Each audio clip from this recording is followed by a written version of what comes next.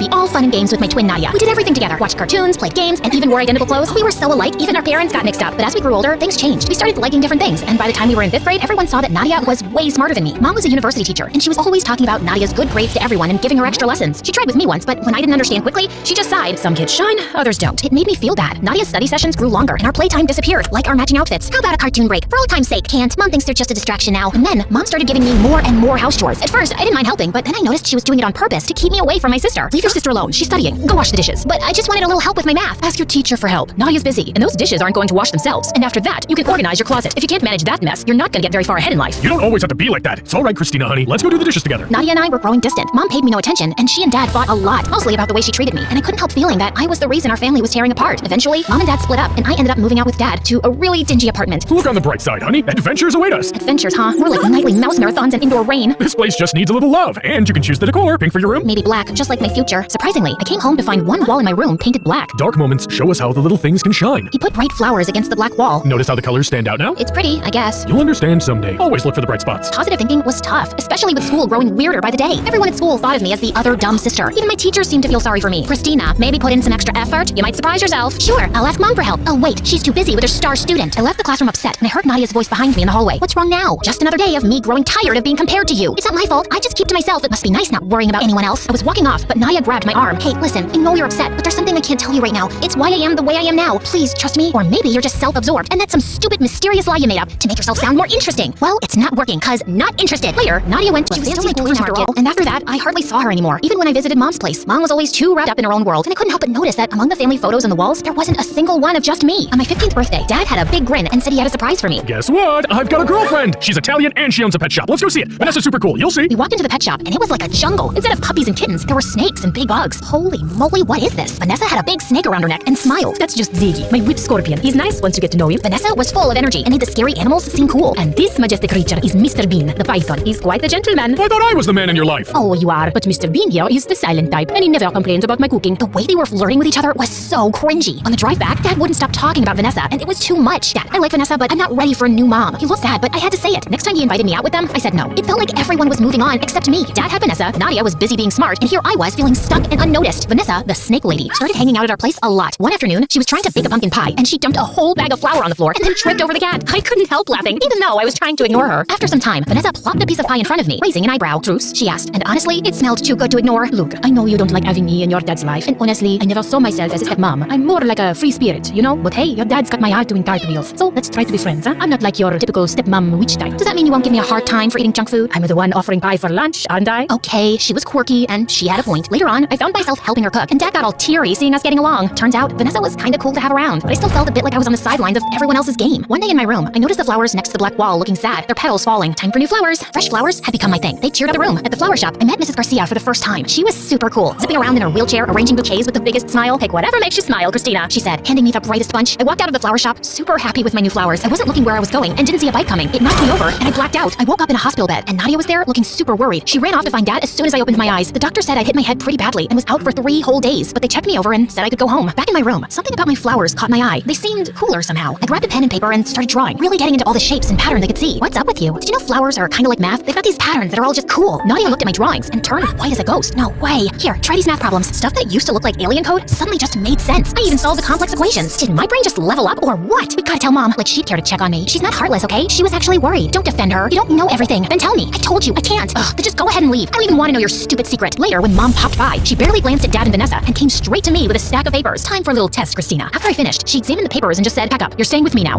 What? Can we talk about this first? No need. She's got a gift, and I'm going to make sure it doesn't go to waste. Wait, you can't just show up and decide to take her. Where were you before, and why are you suddenly loving her now? Oh my god, I can't believe I'm even standing here listening to you. A nobody. I'm her mother. But if you must know, Christina might have acquired savant syndrome, and it's not something either of you can deal with. I can help her. She explained that sometimes a head bump can switch on a talent for things like art or math. She thought that's what had happened to me, and I couldn't help feeling excited. Could this be my shot to shine and get Mom's attention? I begged Dad, and finally, he said yes. Better watch out, Christina. My cousin in Rome got that acquired servant syndrome. He became arrogant and a real pain. Then he bumped his head again and went back to being stupid. Not that you're stupid, but you know what I mean. What kind of dumb syndrome is that, Vanessa? Did you come up with it while watching cartoons? I ignored Mom and ran to hug Vanessa before leaving. Mom enrolled me in Nadia's school, and on my first day, I felt nervous. I noticed Nadia was popular, and people were also interested in me. When they wondered why I just started there, Nadia jumped in. She was sick and overseas for treatment. Come on, Christina. Later, I asked her why she lied. Mom's orders. Just play along, okay? That sounded weird, but I brushed it off because I had lots to do. Before long, I caught up with all the schoolwork and even started getting better grades than Nadia. That's when Mom finally said she was proud of me. for the first time in my life. And late one night, I overheard Mom screaming at Nadia in the living room. You call this a report card? Pathetic. All the years I spent working so hard with you, down the drain. I'm trying my best. Your best? Your best is a joke. You're nothing like your sister. If you don't smarten up, you'll be a nobody, just like your father. Hearing this, I felt stunned. Why was Mom being so harsh with Nadia? And calling Dad a loser? That was just mean. I snuck into Nadia's room later and told her I heard the argument. Great, now what? Mom's on my case, expecting the best, and you're making it harder. You're doing all this for her? Yes, she's always pushing me, being super strict. If I don't do well, she gets really mean, and I can't deal with that. I didn't say anything before about how mean she is, because I thought I wanted to be the best too, and she was helping me. Now, it just feels like she's making me miserable. Mom was even tougher on Nadia than I thought, and hearing that shook me. And now, Mom was dragging me to these math contests too that usually Nadia competed in. I didn't want to stress out Nadia more, but I also wanted to shine.